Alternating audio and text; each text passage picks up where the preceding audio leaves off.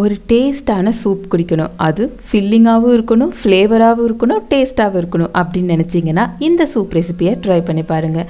வணக்கம் and welcome to chef circle.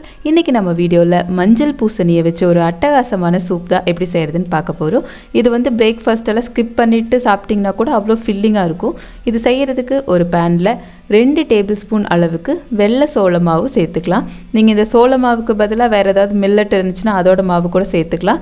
இந்த சோள மாவு ஈஸியாக இப்போ எல்லா ஸ்டோர்லேயும் அவைலபிளாக தான் இருக்குது. இது வந்து 2 டேபிள் ஸ்பூன் எடுத்துகிட்டு வெறும் பேனில் போட்டு லோ ஃப்ளேமில் வச்சு நல்லா ட்ரை ரோஸ்ட் பண்ணிக்கோங்க. அது ஒரு ஃப்ளேவர் வரும், அது வரைக்கும் இதை வந்து நல்லா ரோஸ்ட் பண்ணிவிட்டு இதை தனியாக எடுத்து வச்சிடலாம் ஆறட்டும்.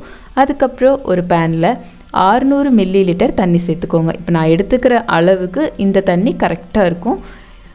தண்ணி சேர்த்துட்டு இதில் ஒரு 1/4 கிலோ அளவுக்கு மஞ்சள் பூசணி, அதாவது அரசாணிக்காயை பெரிய பெரிய பீஸாக கட் பண்ணி வச்சுருக்கேன், அதை சேர்த்துட்டு இது கூட ஒரு பெரிய வெங்காயத்தில் பாதியை கட் பண்ணி அதை வந்து 2ஆக கட் பண்ணி சேர்த்துருக்கேன்.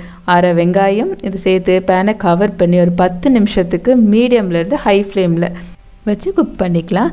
10 நிமிஷம் அப்படி வேக வைக்கும்போது அந்த அரசாணிக்காய், அதாவது மஞ்சள் பூசணி வந்து நல்லா சாஃப்டாக வெந்திருக்கணும், வெங்காயமும் வெந்துடும் நல்லாவே. ஸோ ஒரு ஃபோர்க்கோ கரண்டியோ வச்சு கட் பண்ணிங்கன்னா அது அப்படியே ஸ்மூத்தாக கட் ஆகணும். இப்போது ஃப்ளேமை ஆஃப் பண்ணிவிட்டு இதில் ஒரு 10லிருந்து 15 புதினா இலை சேர்த்துட்டு அதை அப்படியே நல்லா அமுத்தி விட்டுருங்க, தண்ணிக்குள்ளே மூழ்கிற மாதிரி.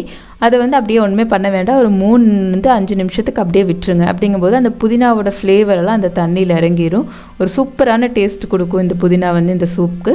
இப்போது இது அப்படியே நல்லா ஒரு 3 நிமிஷம் ஆனதுக்கப்புறம் இதை வந்து நம்ம வடிகட்டிக்கலாம். அதாவது இந்த அரசாணிக்காய், வெங்காயம், புதினா இது எல்லாத்தையும் தனியாக எடுத்துகிட்டு அந்த தண்ணியை தனியாக வச்சிடலாம். இந்த தண்ணியை வந்து நம்ம ப்ரிசர்வ் பண்ணி வச்சுக்கலாம், கடைசியில் சூப்புக்கு வந்து யூஸ் பண்ண போகிறோம். இப்போது இந்த அரசாணிக்காய், வெங்காயம், புதினா இது எல்லாத்தையும் ஒரு மிக்சர் ஜாரில் மாற்றிக்கலாம். நல்லா ஆற வச்சு மாற்றிக்கோங்க, இல்லாட்டி மாற்றிட்டு நல்லா ஆற வச்சு அரைச்சிக்கோங்க. இப்போது இதை மாற்றிட்டு இது கூட நம்ம வறுத்து வச்சுருக்க சோள மாவையும் சேர்த்துக்கலாம். சேர்த்துட்டு இதில் நம்ம எடுத்து வச்சுருக்கோம்ல தண்ணி, வடிகட்டி வச்சுருக்கிற தண்ணி வந்து எவ்வளோ தேவையோ அவ்வளோ சேர்த்துக்கோங்க. அதாவது நல்லா ஸ்மூத்தாக அரைக்கிறதுக்கு எவ்வளோ வேணுமோ அதை சேர்த்துட்டு இதை வந்து நல்லா ஸ்மூத்தாக இந்த மாதிரி அரைச்சிக்கலாம். இதில் அங்கங்கே ஒரு சின்னதாக வந்து புதினாவும் பம்ப்கின் இருந்தால் அது பிரச்சனை இல்லை, நீங்கள் சூப் எடுத்து சாப்பிடும்போது குடிக்கும்போது நல்ல ஃப்ளேவர் இருக்கும். இதை எடுத்து வச்சுட்டு மறுபடியும் ஒரு பேனில் நம்ம வடிகட்டி வச்சுருக்க தண்ணியை சேர்த்துட்டு இதில் வந்து நம்ம அரைச்சி வச்சுருக்க பேஸ்ட்டை வந்து பாதி சேர்த்துக்கோங்க. அப்படியே மிக்ஸ் பண்ணி விட்டுட்டு ஒரு கையில் மிக்ஸ் பண்ணி விட்டுட்டு இன்னொரு கையில் சேர்த்துங்க. அப்போ அந்த மாவு ஏதாவது கட்டி ஆகாமல் இருக்கிறதுக்கு கரெக்டாக இருக்கும். ஸோ இதை மிக்ஸ் பண்ணி விட்டுட்டு மறுபடியும் ரிமைனிங் இருக்கிற எல்லா அந்த ஸ்மூத்தாக அரைச்சி வச்சுருப்போம்ல அதை சேர்த்துட்டு நல்லா மிக்ஸ் பண்ணி விட்டுறலாம். கட்டியாகாமல் இருக்கணும். கரெக்டாக இந்த 600 ml தண்ணி வந்து இந்த சூப்புக்கு கரெக்டாக இருக்கும். ஸோ இது நல்லா மிக்ஸ் பண்ணி விட்டுட்டு இதுக்கு தேவையான அளவு உப்பு சேர்த்துக்கலாம். உப்பு வந்து இப்படியே கொஞ்சம் கம்மியாகவே சேர்த்துக்கோங்க, அதுக்கப்புறம் தேவைப்பட்டால் நம்ம லாஸ்ட்டில் ஆட் பண்ணிக்கலாம்.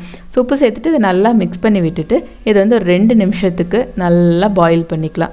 அது ஒரு 2 நிமிஷங்கும் போது நல்லா பாயில் ஆகி இன்னும் கொஞ்சம் திக்காகும். இப்போ கொஞ்சம் தண்ணியாட்டாக இருக்கிறது வந்து நல்லா திக்காகும்.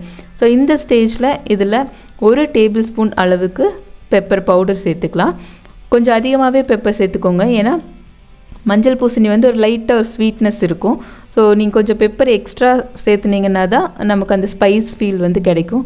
ஸோ இது பெப்பர் சேர்த்திட்டு நல்லா மிக்ஸ் பண்ணிவிட்டு மறுபடியும் ஒரு 2 நிமிஷத்துக்கு இதை வந்து குக் பண்ணலாம். சைடில் இதுக்கு ஒரு தாளிப்பு ரெடி பண்ணிக்கலாம். அதுக்கு 1 டேபிள் ஸ்பூன் நெய் வந்து சேர்த்துட்டு நெய் நல்லா மெல்ட் ஆனதும் இதில் 1/2 டீஸ்பூன் சீரகம் சேர்த்துக்கலாம். இது கூட ஒரு 1/8 டீஸ்பூன், அதாவது கொஞ்சமாக ஓமம் சேர்த்துக்கோங்க, செம்ம ஃப்ளேவராக இருக்கும், டைஜஷனுக்கும் ரொம்ப நல்லது. சேர்த்துட்டு இது லைட்டாக பொரிஞ்சதுக்கப்புறம் இதில் 1 டேபிள் ஸ்பூன் அளவுக்கு பூண்டை வந்து பொடியாக நறுக்கி வச்சுருக்கேன், அதை சேர்த்துட்டு பூண்டு ஒரு 1 நிமிஷத்துக்கு நல்லா ஃப்ரை ஆனதுக்கப்புறம் இங்கே பாயில் ஆகிட்டு இருக்கிற அரசாணிக்காய் அந்த சூப்பில் வந்து சேர்த்துக்கலாம். சேர்த்துட்டு இதை நல்லா மிக்ஸ் பண்ணி விட்டுடலாம். இந்த நெய், ஓமம், சீரகம், அப்புறம் பூண்டு இது எல்லாமே வந்து இந்த பூசணி சூப்புக்கு வந்து ஒரு சூப்பரான ஃப்ளேவர் கொடுக்கும்.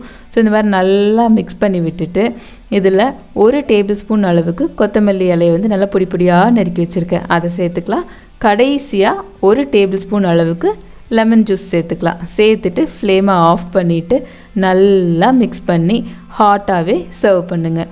ஒரு அருமையான சூப் வந்து ரெடி.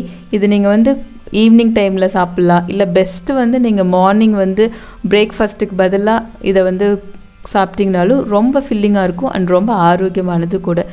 ஸோ இந்த பம்கின் சூப்பை செஞ்சு பார்த்துட்டு எப்படி வந்துச்சு அப்படின்னு சொல்லி உங்களோட ஃபீட்பேக் எனக்கு கமெண்ட்டில் சொல்லுங்கள். ப்ளஸ் உங்களோட சப்போர்ட் இல்லாமல் எதுவுமே பாசிபிள் கிடையாது.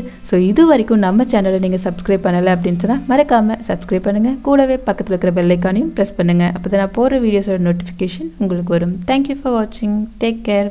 பை.